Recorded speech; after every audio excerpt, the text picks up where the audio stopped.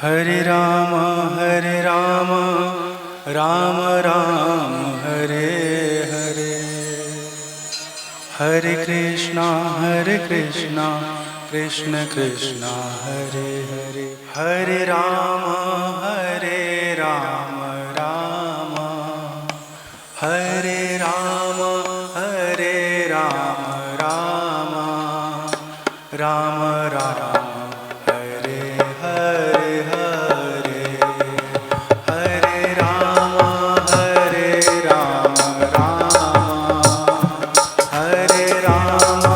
हरे राम राम राम राम हरे हरे हरे। हरे कृष्णा हरे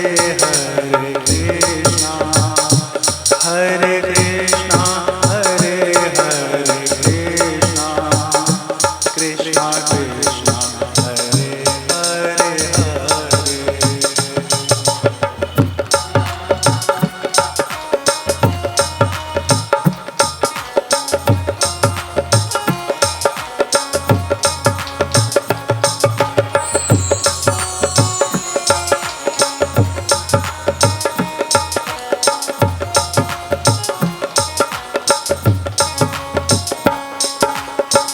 हरे राम राम राम हरे हरे। हरे कृष्णा कृष्णा कृष्णा हरे हरे। हरे राम राम राम हरे हरे। हरे कृष्णा कृष्णा कृष्णा हरे। हरे राम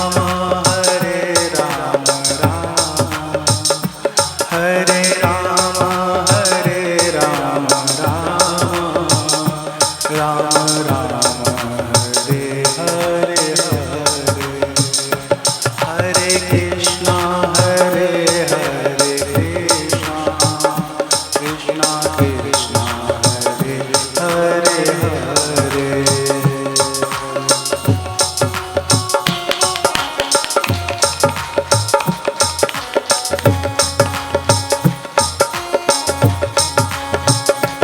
हरे राम राम हरे हरे हरे।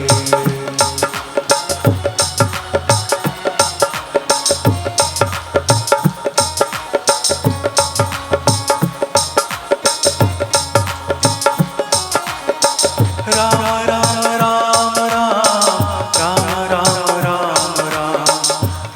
राम राम राम राम राम राम राम राम हरे राम। श्याम श्याम श्याम श्याम श्याम श्याम श्याम श्याम श्याम श्याम श्याम श्याम श्याम श्याम। हरे कृष्णा कृष्णा हरे हरे कृष्णा कृष्णा हरे हरे कृष्णा कृष्णा कृष्णा हरे हरे हरे। हरे राम राम राम हरे हरे हरे।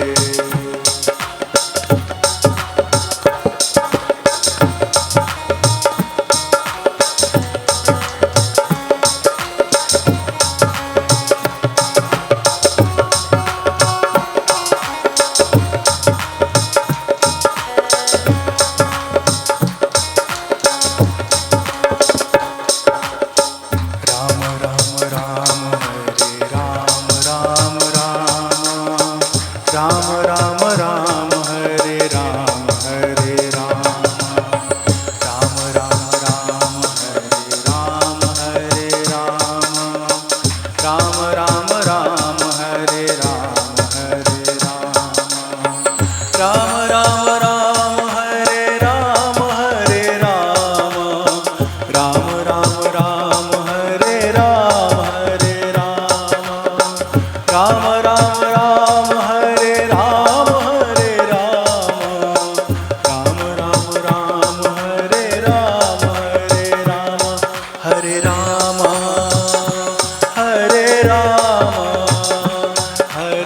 राम हरे राम राम राम हरे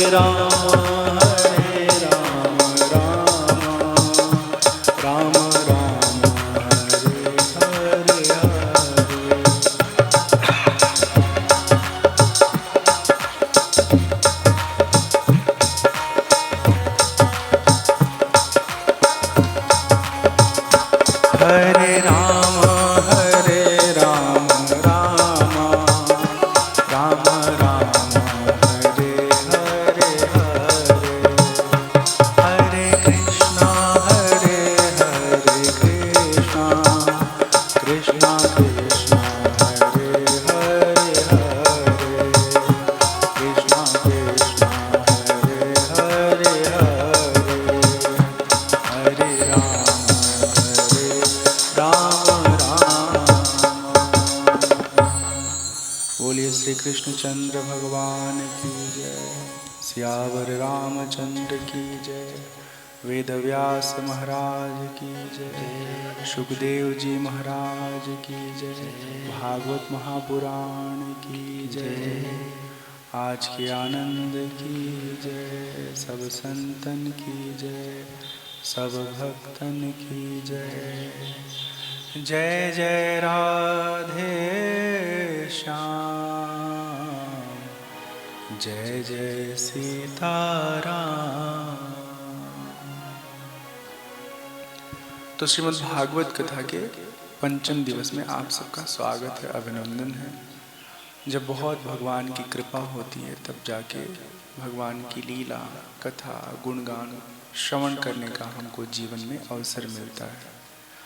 तो नागेश्वर महादेव मंदिर परिसर में आप सबका अभिनंदन है, स्वागत है। और बहुत बहुत साधुवाद निर्मला अम्मा जी को जिन्होंने इतना सुंदर आयोजन का ताना बुना और आयोजित किया। कल की कथा में हम सब भगवान श्री कृष्ण जी के जन्म की कथा, जन्म का उत्सव सुने। आपने देखा होगा भगवान श्री राम जब जन्म लेते हैं तो दिन के 12 बजे है, और भगवान कृष्ण कन्हैयालाल जब जन्म लेते हैं तो रात के 12 बजे। अब देखिए, जो हम बता रहे हैं विनोद भाव से समझिएगा। भगवान राम का जो जीवन है ना, मर्यादा से एकदम रचा बसा हुआ है। इसका मतलब कदापि ये नहीं कि भगवान कृष्ण अमर्यादित हैं। भगवान कृष्ण का जो जीवन है ना, जो उनका व्यवहार है, वो प्रेम पूर्ण व्यवहार है ना। वो अपने सभी भक्तों को बहुत प्रेम करते हैं। उनके साथ जैसे भक्त चाहते हैं वैसे खेलते हैं, कूदते हैं, नाचते हैं। और भगवान राम जो कि राजा की तरह रहते हैं, गरिमा में रहते हैं। हाँ, छोटे में ही बड़े जैसा व्यवहार करने लगते हैं। भगवान राम की लीला का जब आप श्रवण करेंगे तो छोटी आयु में भी वो सचमुच बड़े जैसा व्यवहार करते हैं। खेल खेल में जब छोटे भाई हारने लगते हैं राम जी से, तो राम जी जानबूझ के हार जाते हैं कि हमारे छोटे भाई जब जीतेंगे तो उनको खुशी होगी। तो ये किसका काम है? ये बड़ों का काम है, अपने छोटों को खुश रखना। लेकिन जो उम्र होती है उसमें छोटा बड़ा थोड़े ना होता है, सब एक जैसे ही, एक ही दिन पैदा हुए, कुछ मिनट का अंतराल रहा होगा, फिर भी अपने बड़प्पन को वो व्यवहार में दिखाते हैं, उपयोग करते हैं। और कृष्ण कन्हैयालाल ये तो सबका जीना जो है तमाम कर देते हैं। मतलब जब से जन्म होता है तब से लेके और आखिरी जीवन काल तक भगवान कृष्ण के आसपास एकदम भूकंप उत्पात मचा रहता है। आखिरी वाला जो सबसे बड़ा कांड था वो महाभारत की घटना। और इधर जन्म लिए क्या, एक से एक वीर लोग आ रहे हैं भगवान को परेशान करने, और भगवान सबको जो है किनारे लगा दे रहे हैं।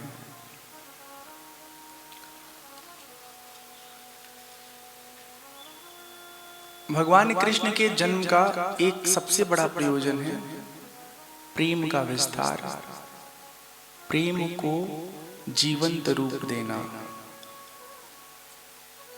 वो जो लोगों को परेशान करते हैं ना,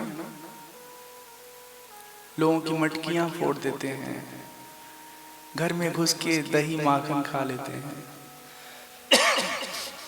इसलिए नहीं कि उनको कमी है इन चीज़ों की, इसलिए कि कुछ ऐसे करो ताकि लोग हमेशा हमारे बारे में सोचें, हमारा चिंतन करें, हमारा ध्यान करें, हम उनके हृदय में हमेशा किसी न किसी बहाने से स्मरण होते रहें। जो इसको थोड़ा सा ना कम करिएगा, हल्का या रहने दीजिए, ठीक है ठीक है। भगवान श्री कृष्ण, सब बच्चे पहले पढ़ने जाते हैं, फिर अपना कला कौशल दिखाते हैं। भगवान कृष्ण पहले अपना कला कौशल दिखाते हैं और फिर पढ़ने जाते हैं।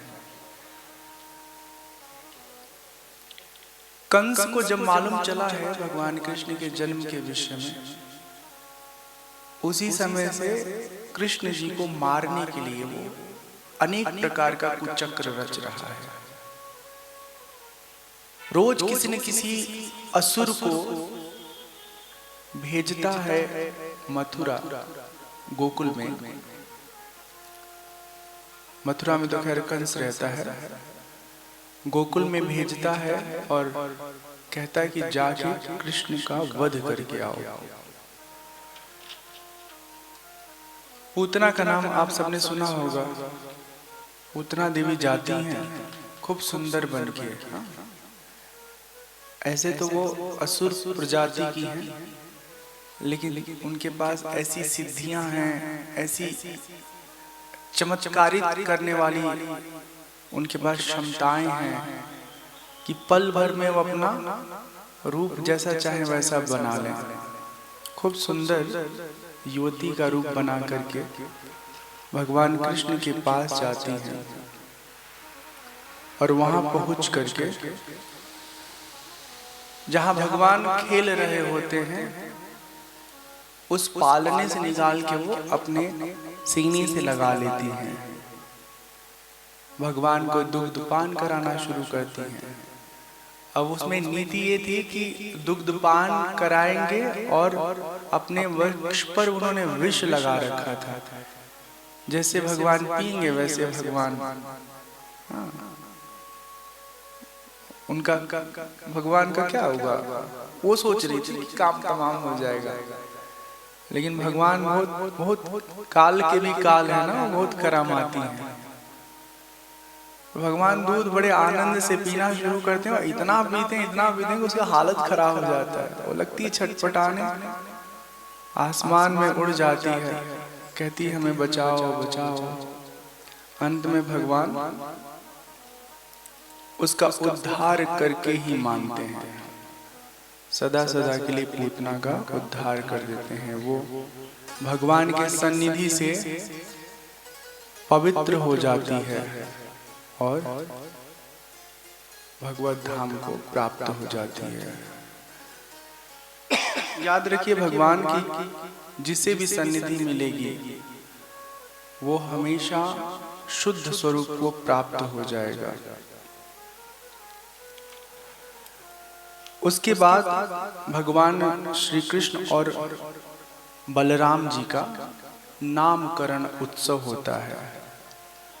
गर्गाचार्य हैं, वहाँ जाते हैं नंद बाबा और कहते हैं कि इनका नामकरण कर दीजिए। बच्चे बड़े हो रहे हैं, लेकिन शोर शराबा उत्सव के मध्य नहीं करना है नामकरण, गुपचुप तरीके से इनका नाम रख दीजिए। गर्गाचार्य जी नाम रखते हैं।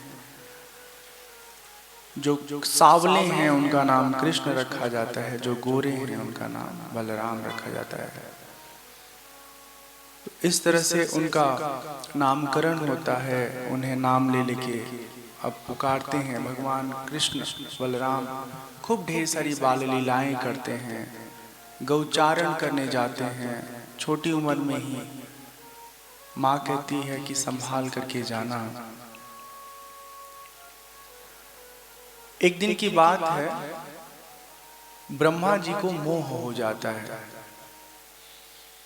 भगवान कृष्ण के अवतार को देख करके ब्रह्मा जी दुविधा में पड़ जाते हैं कि ये सचमुच कृष्ण हैं या सामान्य कोई मानव है। ब्रह्मा जी तय करते हैं कि हम परीक्षण करेंगे।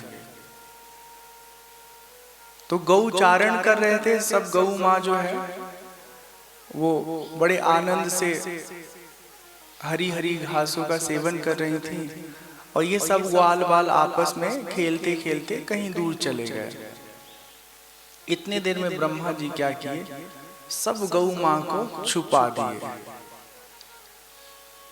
उन्होंने सोचा कि जब ये असली होंगे तो अपना प्रभाव दिखाएंगे, और नकली होंगे तो बैठ के रोएंगे कि हाय राम, हमारी गौ माँ कहाँ चली गई।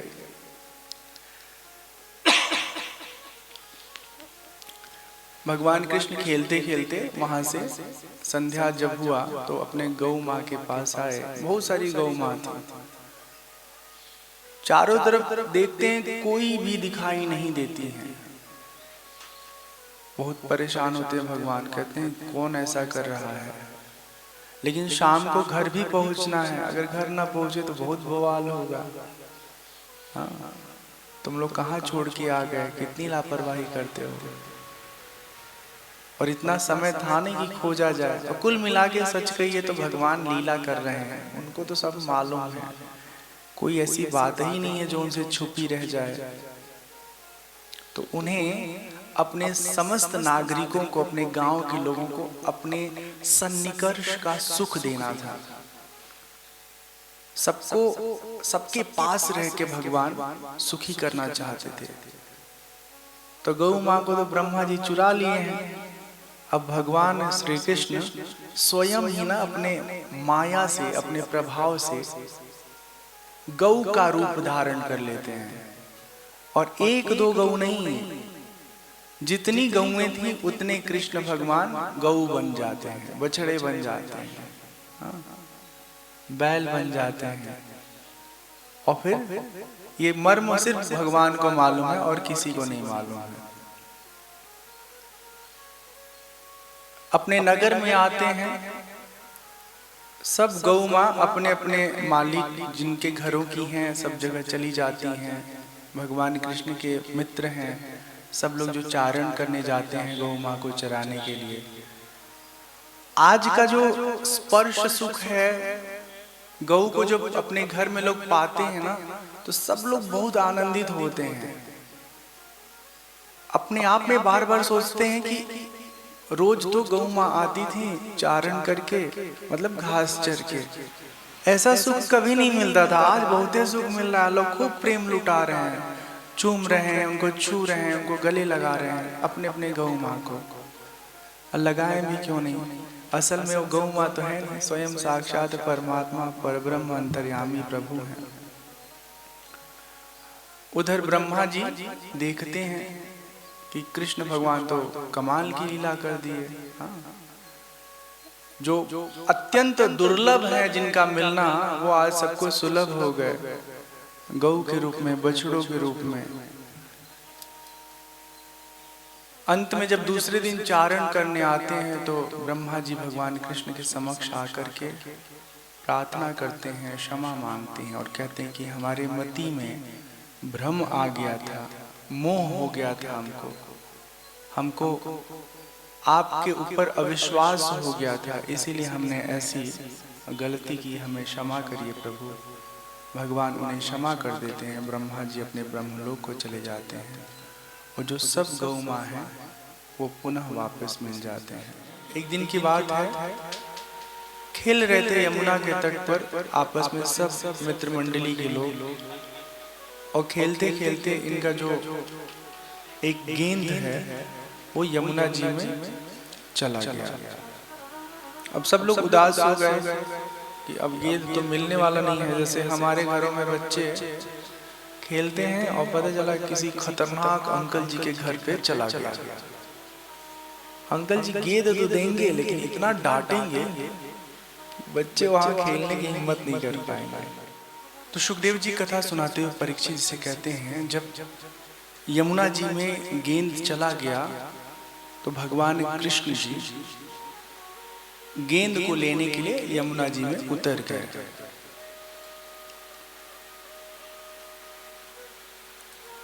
जब उतरे तो उस वक्त जो कालिया नाग है वो बहुत डरा रहा था।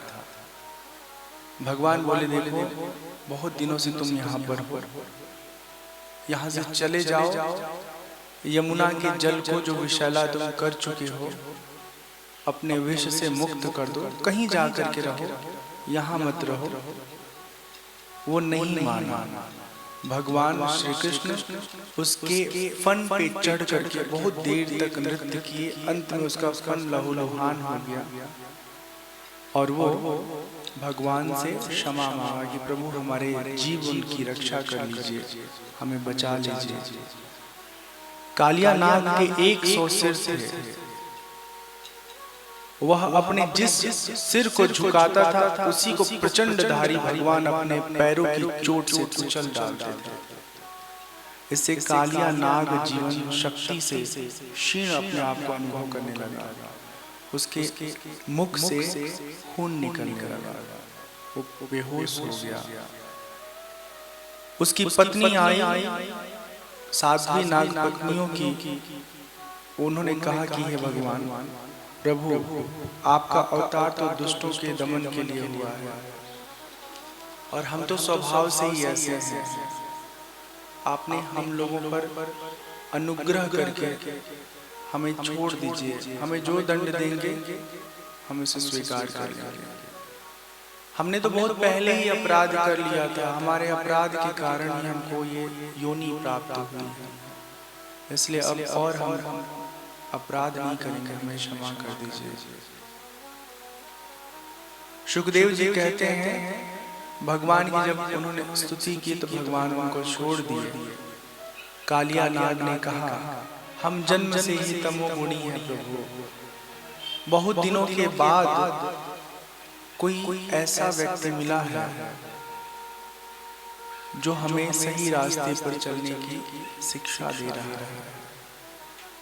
हम स्वभाव को छोड़ करके सीधे सरल हो जाएंगे और प्रभु हम अब इस जगह से दूर चले जाएंगे। अपने समस्त पुत्रों के साथ, कुटुंबों के साथ, कुटुंबजन के साथ कालिया नाग यमुना जी का त्याग करके वो अन्यत्र चला जाता है। उनके जाने के बाद सब लोग यमुना जी का सेवन करते हैं, आनंद से रहते हैं। सबके जीवन का जो भय था कालिया नाग, उससे सब लोग मुक्त हो जाते हैं, आजाद हो जाते हैं। 10वें स्कंध में भगवान एक बहुत सुंदर लीला करते हैं, यज्ञ पत्नियों पर कृपा।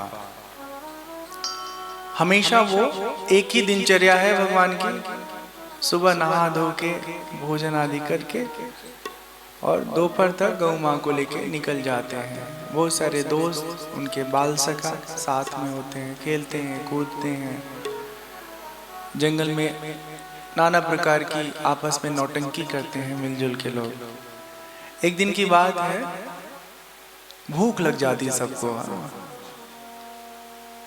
तो जब भूख लगती है, घर से बहुत दूर आ चुके हैं, घर पहुंचने में वक्त लगेगा, सीटी आ रही थोड़ी थोड़ी, तो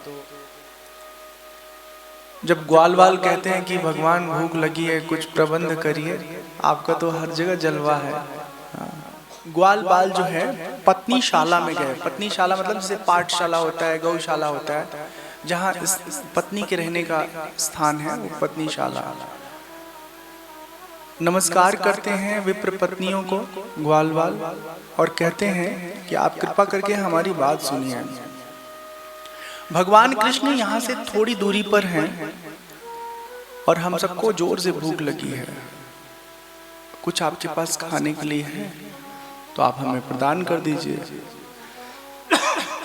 यज्ञ के लिए जितना सुंदर सुंदर पकवान बना हुआ था, सबका सब पकवान यज्ञ पत्नी ले करके और भगवान कृष्ण के पास चली आती हैं। भगवान जब देखते हैं उन्हें आते हुए तो कहते हैं, महाभाग्यवती देवियों तुम्हारा स्वागत है, आओ बैठो, कहो हम तुम्हारा स्वागत कैसे करें। सोचो भगवान भी उनके लिए जो सेवा कर रहा है, उनकी कितना आदर दे रहे हैं ना उनका। बहुत प्रेम से भगवान उनका आदर सम्मान करते हैं, और जो कुछ भी वो लाई होती हैं सब ग्वाल वाल एकदम आनंद से भोग लगाते हैं। जब भोजन वोजन हो जाता है तो कहती हैं कि अब आप अपने अपने घर को जाइए। तो ब्राह्मण पत्नी क्या कहती हैं, ध्यान से सुनिएगा। हे श्याम सुंदर, आपके लिए हम अपना घर परिवार सब छोड़ के आए हैं। आपको पता है अभी घर जाएंगे तो बहुत पिटाई होगी, बताइए कैसे घर जाएं? इतना रिस्क लेके तो हम यहाँ आए हैं, हम आप ही की शरण में रहना चाहते हैं, आप हमें स्वीकार करिए। स्वामी, अब हमारे पति पुत्र माता पिता भाई बंधु स्वजन संबंधी कोई हमें स्वीकार नहीं करेगा। दूसरे की बात तो क्या करें, अब हमको हमारे घर वाले भी नहीं पूछेंगे, कोई सहारा नहीं देगा, किसकी शरण में हम जाएं? भगवान श्री कृष्ण कहते हैं, देवियों तुम्हें तुम्हारे परिवार वाले ही नहीं, पूरा सृष्टि पूरा संसार सम्मान देगा, कोई तिरस्कार नहीं करेगा। एक बार भगवान से जो मिल लेता है उसको सब लोग स्नेह करते हैं, प्रेम करते हैं। इस संसार में मेरा अंग संग यदि किसी मनुष्य को प्राप्त हो गया तो उसे सब लोग प्रेम करेंगे, तुम्हें शीघ्र हमारी प्राप्ति होगी। अब आप लोग अपने घरों को जाएं। अपने घर आती हैं और तब तक यथार्थ उनके पति देव लोगों को पता चल चुका होता है। उन्हें बहुत अफसोस होता है कि पहली बार हमने जिन्हें लौटा दिया, अगर ऐसा नहीं किया होता तो हमको कृष्ण का दर्शन हुआ होता। अपने भाग्य को कोसते हैं और अपने पत्नियों के भाग्य को सराहते हैं कि तुम लोग बहुत भाग्यशाली हो कि तुम्हें भगवान का दर्शन हुआ। बोले कृष्ण कन्हैया लाल की जय। अब आगे गोवर्धन पूजा की कथा है, तो आप लोग कुछ प्रसाद वसाद लाए हैं तो अपना इधर रख लीजिएगा। और बाकी तो बहुत कथा में लीला होता है, मतलब लीला मतलब पूजा जिस दिन होता है गोवर्धन जी की, उस दिन 1 घंटा पूजा ही होता है। लेकिन हमको इस तरह से कथा करना आता नहीं है। हम कथा में जो ज्ञान वाले विषय है ना, उनको सुनाना पसंद करते हैं। और ये लीला झांकी में हमारी गति नहीं है, मतलब हम कुशल नहीं है, ठीक है ना। तो ये है कि प्रसाद वगैरह सब आया है और आपको खाने को मिलेगा, ठीक है। बाकी अगर वो लीला वाली मंडली होती तो 4 लोग ग्वाल बाल बन जाते, एक उसमें से कृष्ण बन जाते, 4-5 लाठियां होती, एक नकली पहाड़ बना लिया जाता कागज उगज का, और यहाँ पर उछा के दिखा दी जाती। तो उसमें बहुत समय लग जाता है। वो एक झांकी में 40-45 मिनट उड़ जाएगा, फिर बातचीत सुनने का जो समय है वो हाथ से निकल जाएगा। तो दशम स्कंध में गोवर्धन पूजा का विषय आता है, कथा आता है। अब बात यह है कि गोवर्धन कथा, गोवर्धन पूजा, इसका आशय क्या है। एक समय की बात है, गोकुल में वर्षा होना बंद हो जाता है, बारिश नहीं होता है। अच्छा, लोगों में ना ये भ्रांति फैल जाती है कि इंद्रदेव नाराज हो गए हैं। बहुत ध्यान से समझिएगा, ये बहुत जरूरी कथा है, जीवन उपयोगी है। तो सब लोग समझते हैं इंद्रदेव नाराज हो गए हैं तो इसलिए इंद्रदेव की पूजा करो, और फिर इंद्रदेव प्रसन्न होंगे तो बारिश करेंगे। अच्छा, भगवान कहते हैं, भगवान श्री कृष्ण कहते हैं कि हमारा कर्म अच्छा है ना, तो हमें किसी और की पूजा करने की जरूरत नहीं है। बस एक की पूजा करो जो सबका बाप है, सबका मालिक है। हाँ, इस सृष्टि का जो सर्वशक्तिमान परमात्मा है, भगवान राम कहिए, चाहे कृष्ण कहिए, चाहे भोलेनाथ कहिए, उन्हीं की पूजा में हम सबको हर चीज मिल जाए, उनकी कृपा मिल जाए, हाँ भक्ति मुक्ति सब मिल जाए। लेकिन हम लोग न जाने कहाँ कहाँ अटकते रहते हैं। कोई पीड़ा आई, तकलीफ आई तो पता चला कि हनुमान जी के मंदिर में गए और प्रार्थना किया कि हनुमान जी जल्दी से कोई उपाय बताइए ताकि संकट से दूर हो जाए। तो हनुमान जी सोच रहे हैं इसके लिए कोई सलूशन निकालते हैं, तब तक गणेश जी के पास लोग चले जाते हैं। भगवान गणेश जी आप ही मेरी रक्षा कर सकते हैं। तो उधर हनुमान जी सोच रहे थे, तब तक गणेश जी के पास चले गए। हनुमान जी कहे चलो अब जब गणेश जी के पास जा रहे तो वही संभाल लेंगे। गणेश जी जब सोच रहे थे तब तक दुर्गा जी के पास चले गए लोग। हे दुर्गा मैया हमारी रक्षा करिए। अब गणेश जी कहते दुर्गा मैया संभाले भाई, आपस में लड़न भिड़ंत कौन करे, है ना, समझ रहे ना भाव। दुर्गा मैया जब तैयार होती हैं तब तक लक्ष्मी मैया के पास चले गए। तो ऐसे हम लोग भगवान को भी जो है छोड़ते पकड़ते रहते हैं। एक जगह कहीं अपनी निष्ठा लगा दीजिए ना, सब कुछ मिल जाएगा। लेकिन जैसे हम इंसान जो व्यवहार में करता है, क्या करता है, एक काम कराना है, पता चला इनसे बोला उनसे बोला 20 लोगों से बोल दिया है। तो फिर ये तरीका सही नहीं होता है। किसी एक से बोलिए, जब इंतजार करिए, थोड़ा धैर्य धारण करके, काम ना हो फिर दूसरे से बोलिए। सुखदेव जी कहते हैं परीक्षित, नंद बाबा आदि गोप भगवान कृष्ण की बात सुन करके उसे स्वीकार किए और अब इंद्र की पूजा करना बंद कर दिए। वहां पे एक बहुत ऊंचा पर्वत था जिसको गिरिराज कहते हैं, उसी का परिक्रमा करके उनका पूजन किए। अच्छा, इंद्र की सत्ता तो है ही, इंद्र कोई कल्पना नहीं है। तो इंद्र बहुत नाराज हुए, इतने नाराज हुए कि झमाझम बारिश की, झमाझम बारिश, मार पानी पानी पानी पानी। अब उस पानी से बचा कैसे जाए? तो भगवान कृष्ण कहते हैं आप लोग चिंता नहीं करिए। भगवान गिरिराज पर्वत को उठा लेते हैं और कहते हैं कि सब लोग अपनी अपनी लाठी उसमें लगा दो ताकि नीचे ना गिरे। हाँ, सब ग्वाल वाल अपनी अपनी लाठी लगा देते हैं। खूब देर तक वर्षा होने के बाद इंद्र स्वतः शांत हो जाते हैं और भगवान के समक्ष आकर के माफी मांग लेते हैं। कहते हैं प्रभु हमें क्षमा कर दीजिए, हमारी रक्षा करिए, हमसे जो अपराध हुआ उसके लिए हमें बख्श दीजिए, हमें माफ कर दीजिए। फिर जो है भगवान उनको कहते हैं आप अभिमान मत करिए, बाकी सब अपने जीवन में जो करना है करते रहिए। तो एक और अच्छी बात इस कथा में है, जब भगवान गिरिराज पर्वत उठाते हैं तो सबको लगता है कि कन्हैया अकेले थोड़े न उठाए हैं, हम भी अपना डंडा लगाए थे। बाद में चर्चा होती है ना कितना बड़ा पर्वत कैसे उठा लिए, तो लोग आपस में चर्चा करते कन्हैया उठाए थे लेकिन हम लोगों का लाठी भी बीच में लगा हुआ था। तो जब कोई सार्वजनिक कार्यक्रम आप करिए तो उसमें अकेले ही नहीं सब कुछ करना है, सबको साथ लेके करेंगे तो अच्छा होगा, सामंजस्य तालमेल बना रहेगा। कोई भी बड़ा कार्यक्रम अगर आप करते हैं जिसका असर बड़े व्यापक स्तर पे होता है तो उसमें सबका साथ बहुत जरूरी है। ठीक,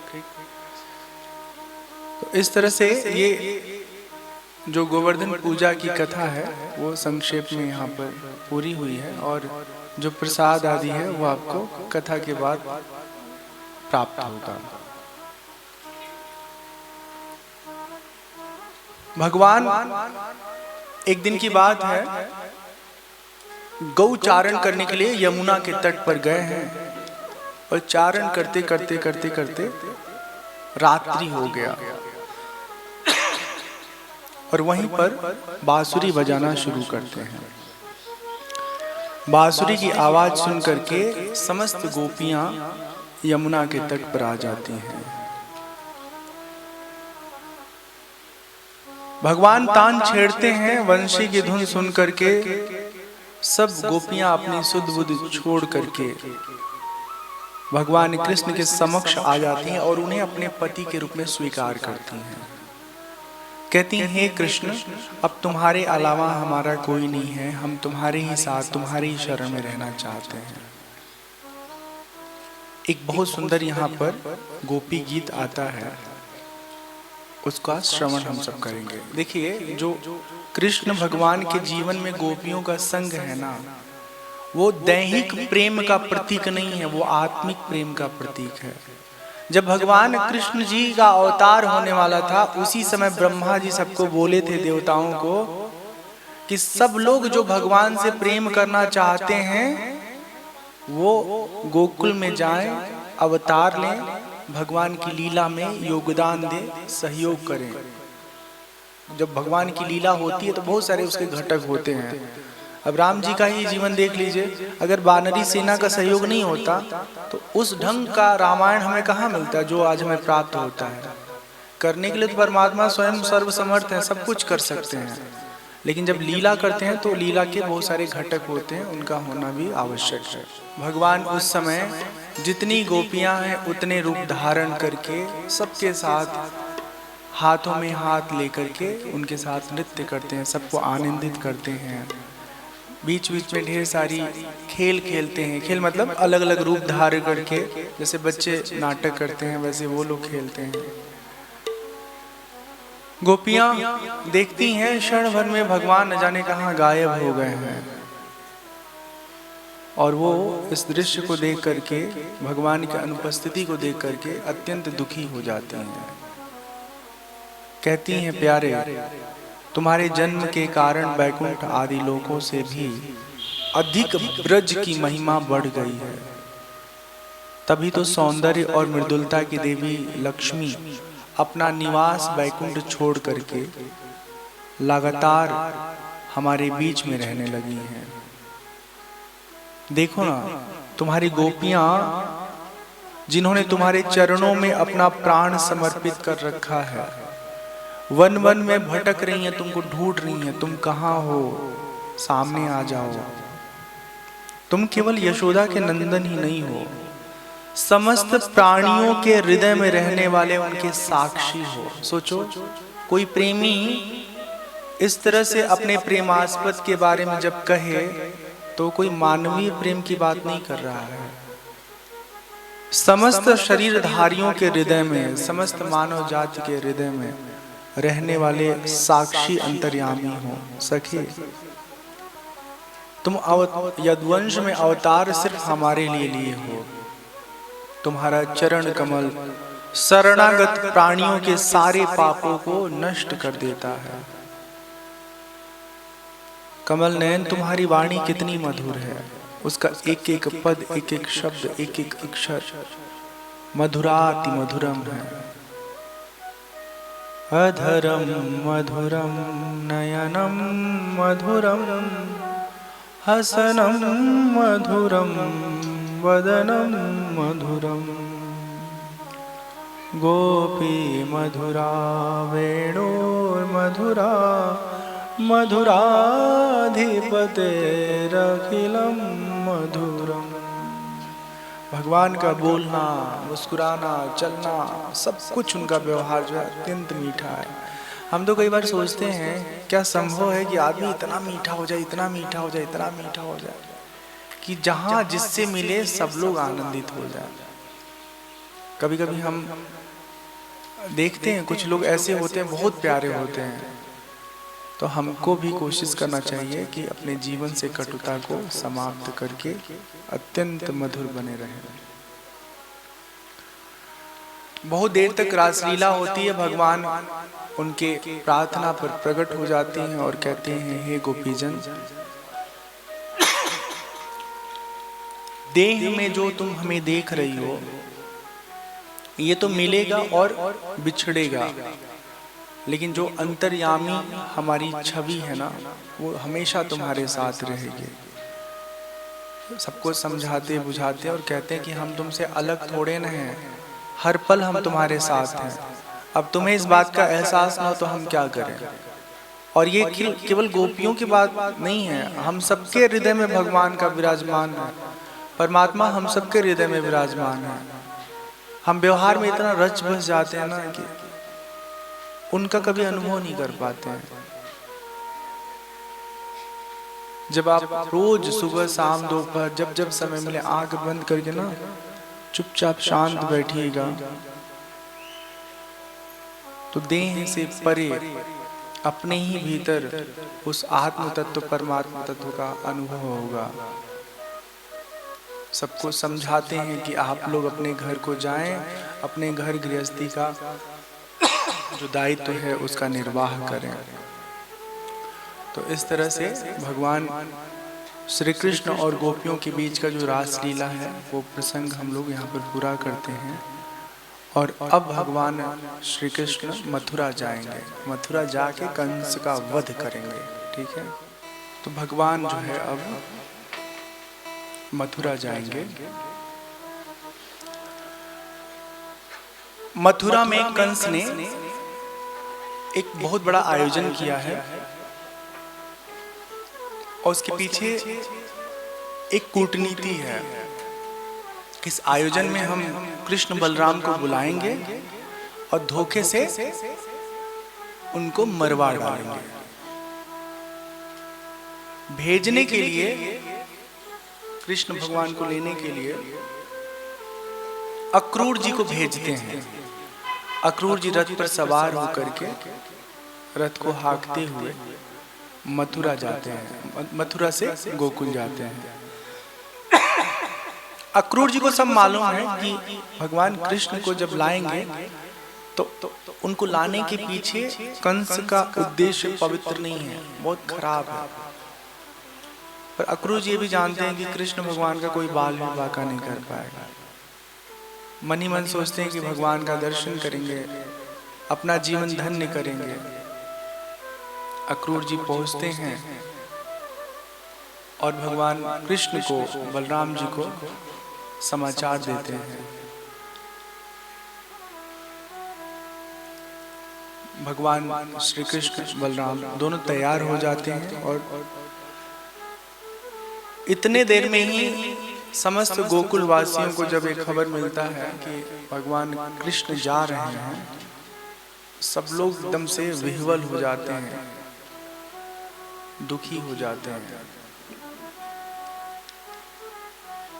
सब लोग कहते हैं कि कृष्ण कब आओगे, अब जल्दी आना।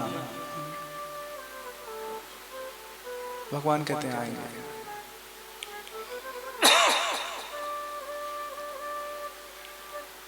भगवान रथ पर सवार होते हैं और मथुरा के लिए चल देते हैं। आपको पता है दोबारा कभी गोकुल भगवान कृष्ण गए ही नहीं, कभी नहीं गए। मतलब जब प्रेम कर रहे थे, उनके बीच में रह रहे थे तो कितना प्रेम था, बाप रे बाप। और जब भगवान उनसे दूर हुए तो दोबारा कभी उनके प्रेम में ना लौट करके नहीं गए।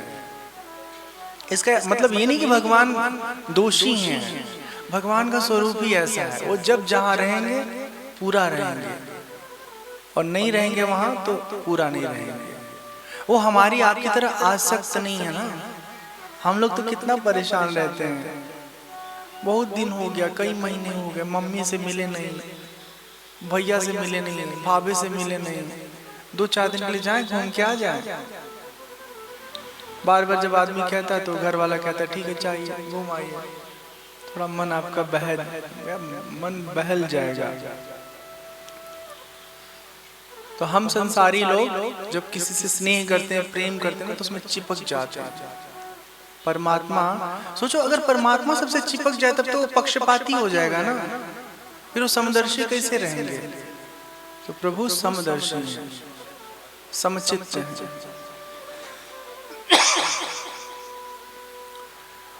मथुरा में आते हैं तो उन्हें कुब्जा मिलती है। कुब्जा ये रामावतार की मंथरा थी। इसका सेवा था कंस के लिए उबटन बनाना। जैसे आप लोग आजकल फेस पैक लगाते हैं ना, कुछ साल पहले की बात करें तो घरों में बुकुआ लगाते थे। बुकुआ लगाते थे यहाँ पे, सरसों को थोड़ा सा तवे पे गरम करके उसको पीस करके और शरीर पे लगाया जाता था। उबटन उसको कहते हैं, बुकुआ कहते हैं। तो कंस की वो सेविका थी, कंस को वो उबटन लगाती थी, उबटन तैयार करती थी औषधियों से संपन्न युक्त।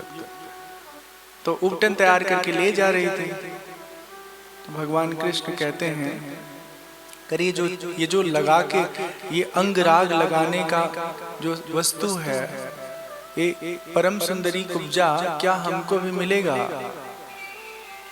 तो कहती है कि अरे ये तुम्हारे लिए थोड़े ना है, ये महाराज कंस के लिए है।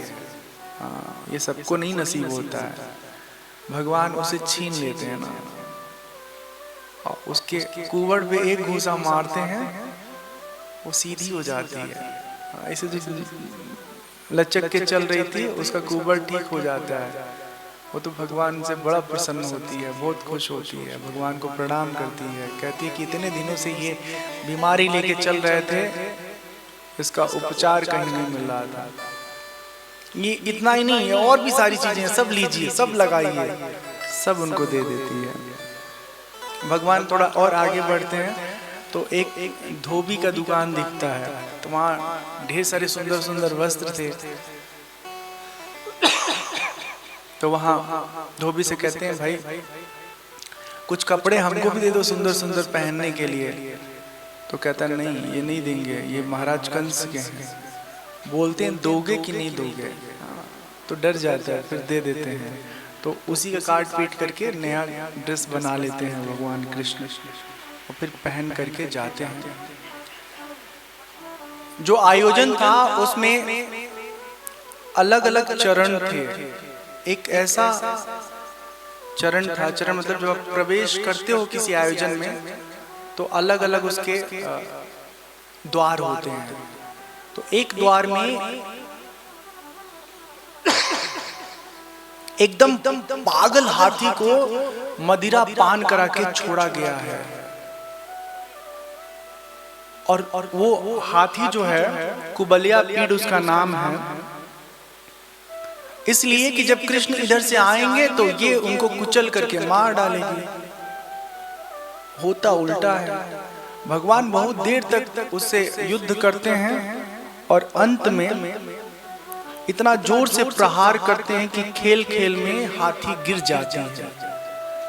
और जैसे ही गिरती है, अचेत होती है, वैसे ही भगवान अपने हाथों से उसके दोनों दांतों को उखाड़ लेते हैं। सुखदेव जी कहते हैं, परीक्षित मरे हुए हाथी के दांतों को भगवान लेकर के ऐसे कंधे पर जैसे वज्र रखे हों रंगभूमि की तरफ जाते हैं। वहां चाणूर, मुष्टिक, ये दो बहुत बड़े पहलवान हैं, उनसे बहुत घनघोर युद्ध होता है। सब लोग प्रार्थना करते हैं कि हे परमात्मा, इन बच्चों के साथ अन्याय हो रहा है। ये छोटे छोटे कृष्ण बलराम इतने बड़े, इतने पराक्रमी पहलवानों से कैसे लड़ेंगे? लेकिन सबके आंखों के सामने भगवान बलराम कृष्ण उन बड़े वीर पहलवानों को चित्त कर देते हैं, धराशायी कर देते हैं। और उसके बाद भगवान सीधी उछल के जहां कंस बैठा रहता है ना, उस ऊंचाई पर जाके और उसको झपट्टा मार के ना एकदम नीचे रंगभूमि में जहां युद्ध हो रहा था पहलवानों से, उसी अखाड़े में कंस को गिरा देते हैं। कंस का मुकुट गिर जाता है। मंच से रंगभूमि में आकर के गिरे कंस की हालत अत्यंत दयनीय है। वो डरा सहमा सा, उसको लगता है अब हमारी मृत्यु तो आ ही गई है, अब हम नहीं बच पाएंगे। इतना जोर से भगवान कृष्ण कंस की छाती पे कूदे हैं कि कूदते ही कंस का सीताराम हो जाता है ना, मतलब राधे श्याम। कंस के प्राण निकल जाते हैं और कंस की लाश को धरती पर घसीटने के बाद, जैसे हाथियों को मरने के बाद घसीटा था, वैसे ही भगवान उसको छोड़ देते हैं और फिर सब तरफ से भगवान कृष्ण की जय जयकार होने लगती है। बोले कृष्ण कन्हैया लाल की, कृष्ण कन्हैया लाल की, कृष्ण कन्हैया लाल की। अब जो कंस है ना, कंस के पिता है उग्रसेन, और उग्रसेन जो है मूल रूप से सच्चे असली राजा वही थे मथुरा के। लेकिन ये इतना दुष्ट पुत्र हुआ कि इसने अपने पिता को बंदी बना करके खुद जबरदस्ती राजा बन गया। जब कंस का वध हो गया तो उग्रसेन को भगवान कृष्ण मथुरा का राजा बनाते हैं, अपने माता पिता को कारागार से मुक्त करते हैं। देवकी नंदन भगवान कृष्ण और बलराम जी दोनों अत्यंत प्रसन्नता के साथ अपने माता पिता को मिलने जाते हैं। इसी बीच में नंद बाबा जब खबर जानते हैं तो वो भी आते हैं मथुरा, और कई दिनों बाद नंद बाबा से भगवान कृष्ण मिलते हैं। वो बहुत स्नेह करते हैं। राज्य पाठ का संचालन बहुत अच्छे से होने लगता है।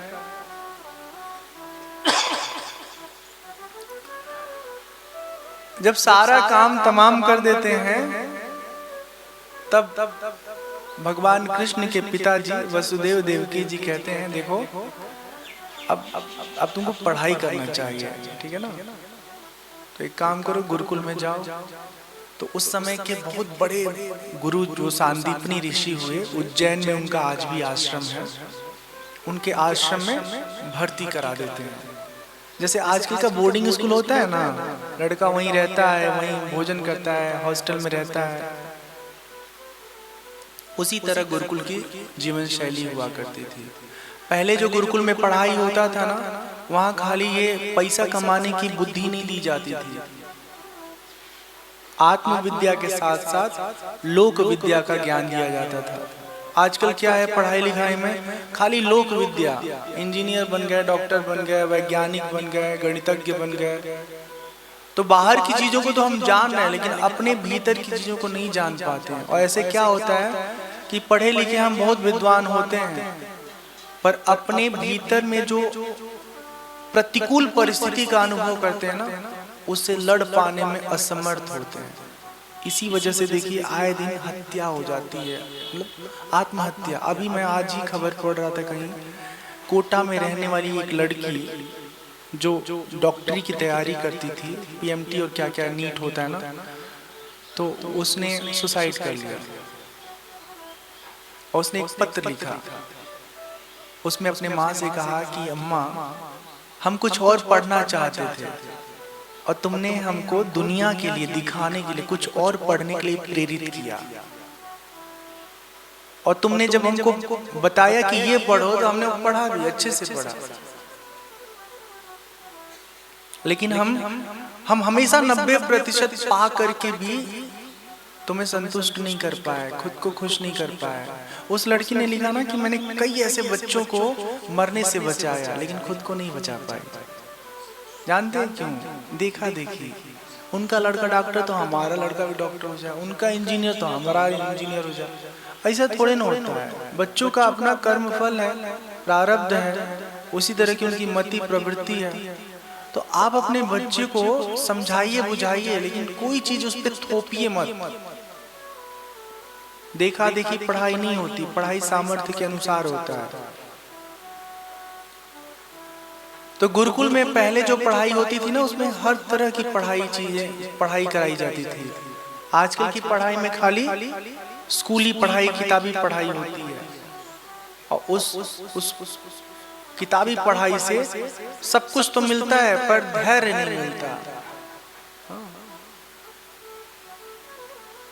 जब हमारे मन माफिक परिस्थितियां नहीं होती तो समय हम टूट जाते हैं। ये बहुत गलत हो रहा है। भगवान गुरुकुल में जाते हैं और उज्जैन में स्थित सांदीपनी जी के गुरुकुल में रहकर खूब ढेर सारा पढ़ाई करते हैं। वहीं उनकी जान पहचान सुदामा जी से होती है। आगे की कथा में सुदामा जी की लीला हम लोग सुनेंगे। बहुत कम समय में ही वो पढ़ करके घर आ जाते हैं।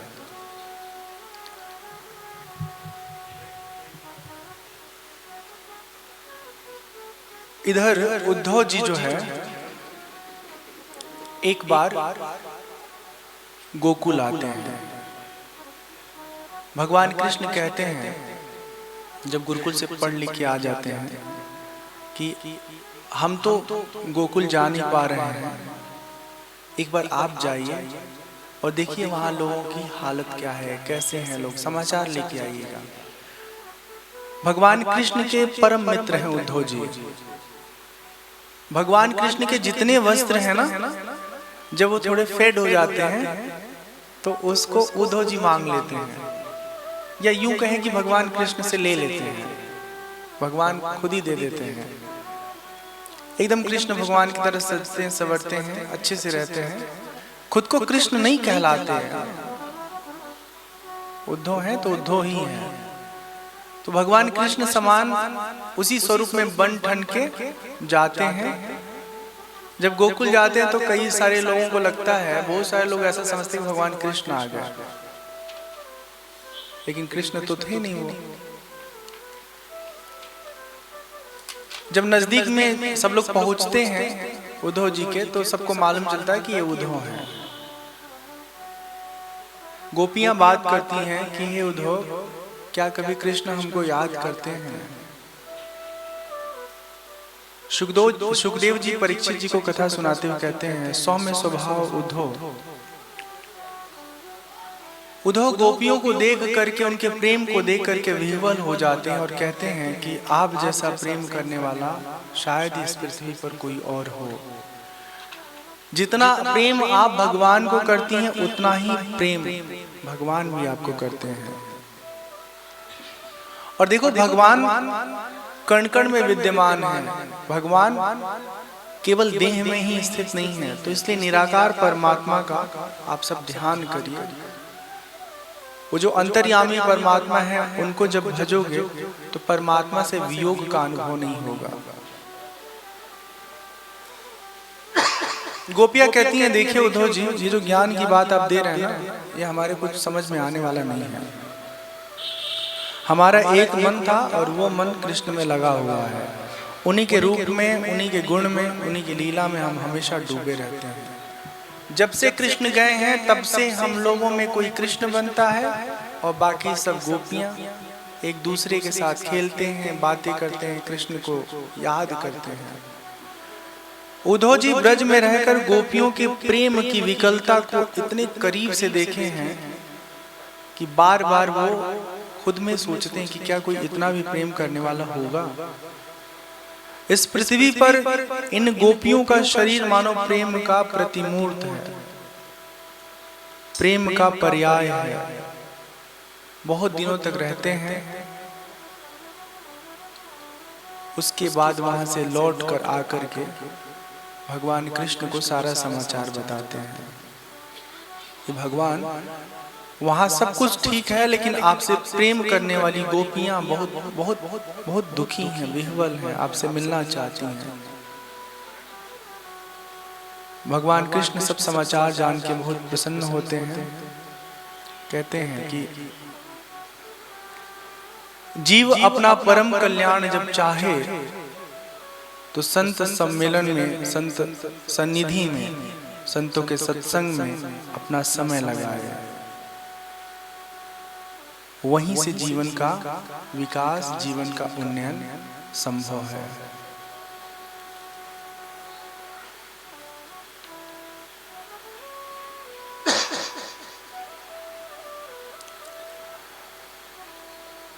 आगे दसम स्कंद का उत्तरार्ध कथा आता है, उसमें एक मुचकुंद की कथा आती है।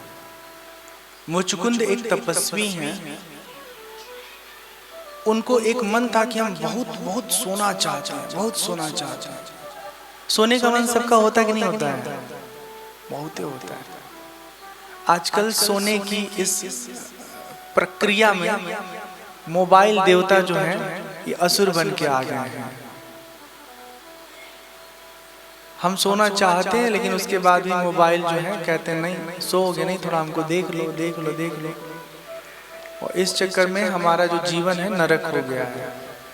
तो हम तो देखिए अभी फिलहाल सुबह फोन देखें, उसके बाद फोन बंद कर दिए हैं, ठीक है। रात को हम 10:30-11 बजे फोन बंद कर देते हैं हमेशा।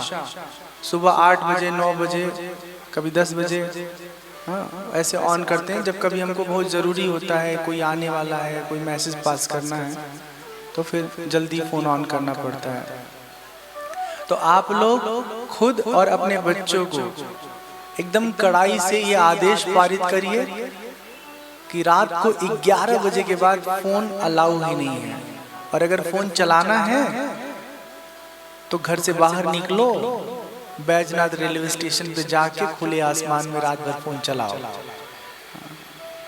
सही बता रहे हैं आप लोग। बच्चों का फोन रात को 11 बजे के बाद जमा कर लीजिए, ताकि थोड़ी उनके अंदर सुकून भी बनी रहे।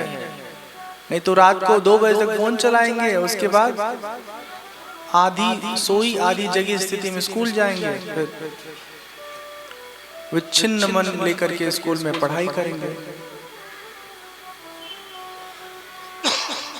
तो मुचकुंद का मन था कि हम बहुत सोना चाहते हैं, भगवान की तपस्या किए, भगवान प्रसन्न हुए। प्रसन्न होने के बाद भगवान से मुचकुंद बोले कि प्रभु हमको एक वर चाहिए। भगवान बोले क्या वर चाहिए बताओ? बोले हम सोना चाहते हैं। तो भगवान कहे ठीक है, तथास्तु। मुचकुंद एक गुफा में जाके सो गए। इतना तेज गैस चल रहा है। नहीं कोई जरूरी काम है तो करने दीजिए, क्या कर सकते हैं। जरूरी नहीं है तो कह दीजिए बंद कर लें। एक काल यवन नाम का असुर भगवान के ऊपर प्रहार किया, मतलब उनकी पूरी मंडली पर, उनके राज्य पर। तो भगवान भागना शुरू किए और भागते भागते भागते भागते कहाँ गए? जहां मुचकुंद सोए थे वहां गए और अपना पीतांबरी मुचकुंद के शरीर पे डाल दिए। अच्छा, मुचकुंद को ये वर मिला था कि जो कोई भी उसका नींद तोड़ेगा, जगाएगा उसको, वो पल भर में ही भस्म हो जाएगा। तो भगवान ने कहा हर जगह लड़ना थोड़ी चाहिए, कुछ युक्ति का भी उपयोग करना चाहिए। मुचकुंद किस काम आएंगे? पीतांबरी भगवान उड़ा दिए, धीरे से जाके गुफा में छुप गए।